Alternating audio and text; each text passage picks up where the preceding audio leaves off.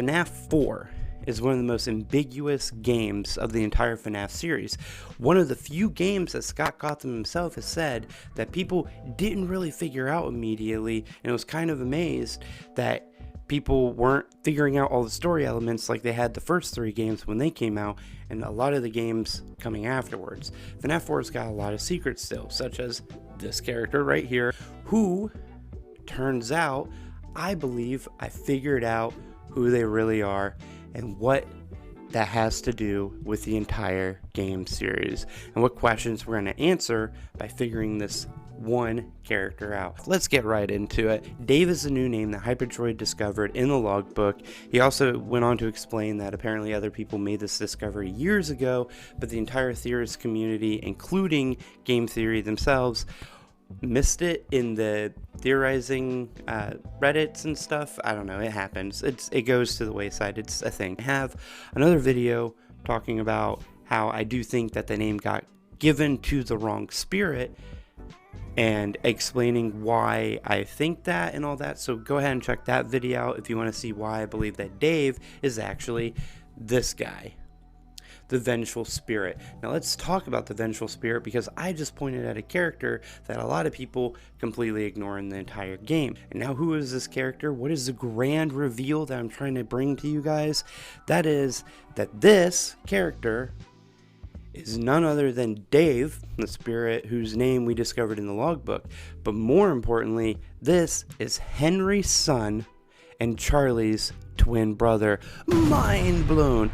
I know, it's crazy to think about it, that this might indeed be another child of Henry's, but if we really look at things, it actually makes a lot of sense. As we learn in Help Wanted 2, in the Princess Quest minigame, the children's deaths go in a specific order, bringing Charlie, the puppet's death, up as the last one in the group. A lot of people were working under the assumption that Charlie died first, especially because a piece of dialogue from the FNAF 6 Pizzeria Simulator game, where Henry says, "A wound first inflicted on me, but then one that I let bleed out to cause all of this." Now, how could the wound first be inflicted on Henry if Henry's child was the last one to die? Because that child that he's referring to is Dave. Dave was actually the first death in the entire series. It takes place in this scene, specifically in FNAF 4, the scene that we see before the birthday party for Cassidy, the crying child. Now, this scene always felt out of place to me. It doesn't follow the same rhythm, the same cadence as the other scenes that come before it. The other scenes start off with your psychic friend Fredbear. He's here, he's there, he's everywhere. Who you gonna call? Psychic friend Fredbear. Then is followed by our ability to move around the environment. Eventually, something happens to crying child Cassidy, and then it ends with psychic friend Fredbear telling us tomorrow is another day. Except for this scene right here, it's always strange. It doesn't follow the same pattern. It doesn't have any reason to be different, but yet it is. And I think it's because it's out of place. I think that this scene right here is depicting something that Cassidy saw that changed how he saw the animatronics. I believe that this scene comes before all the others, and it's out of place in the sequence.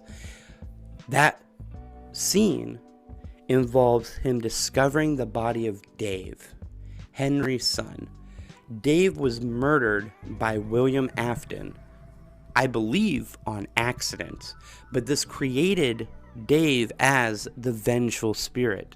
If this is the Vengeful Spirit, it also explains the name, the one you should not have killed. This was the very first death. It wasn't like the others. Susie was the first. She saw everything, but Susie was the first of the planned serial killer kills, not the very first kill overall. That belongs to Dave, the one you should not have killed. Now, what I believe happened to Dave was, as is described in a lot of in the books, in the games, and other places, or it's alluded to in a lot of things, I believe William had a jealous streak towards Henry that often turned into potential fits of rage. I wonder if William was just trying to discipline him in some way or get him to calm down, and just to scare him, placed him inside the spring-lock suit, and without knowing it was going to happen, the spring-lock suit engaged and ended up killing Dave. Now, William didn't want to deal with the repercussions of having accidentally killed his partner's child, so instead he covers it up and let people believe that Dave was kidnapped, which would lead Henry to do another thing that we don't really have a good explanation for before this discovery, which is creating the security puppet. Now, the security puppet was created by Henry as a way to stop children from being kidnapped inside the pizzeria.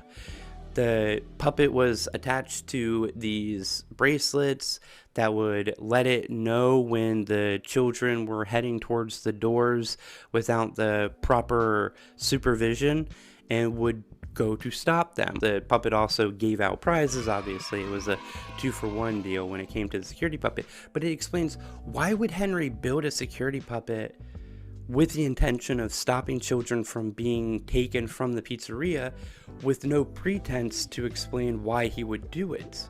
Unless Dave is assumed to be kidnapped, and Henry, in his own grief as a father losing his son, builds an animatronic and a security system to prevent that from ever happening to anybody else. Sometime after the puppet is built, or before the puppet is built, William, now having already killed once, goes under emotional turmoil when his son is injured and nearly killed by one of the animatronics, Fredbear. Cassidy gets his head caved in and ends up in a coma, where he will later succumb to his injuries. I believe while he's in his coma is when the other deaths happen. After having killed Dave, it unlocks something inside William's head, causing him to realize, hey, I can get away with these murders, especially if I do it right. If I follow a similar plan to what happened with Dave, lure him into the back, shove him inside of one of the animatronic suits so no one can find them, and then disposing of the body later. Which is why Dave is the one you should not have killed, because had he never killed Dave, he would have never killed the other children.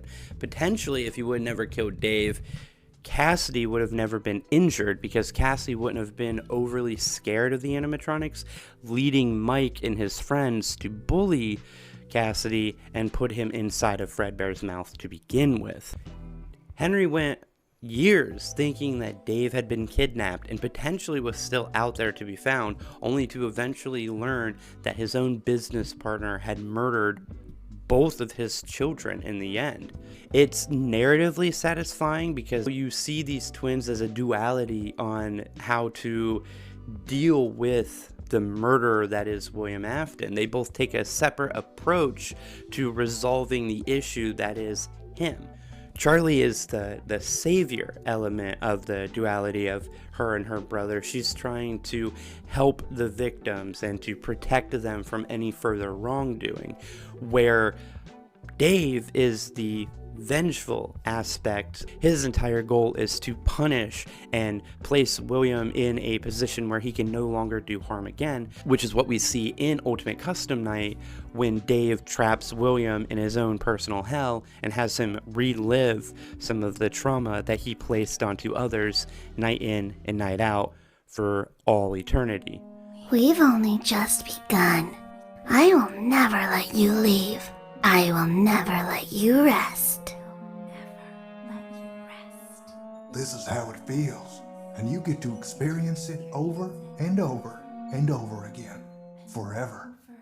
I will never let you leave. He tried to release you. He tried to release us. But I'm not gonna let that happen. I will hold you here. I will keep you here, no matter how many times they burn us.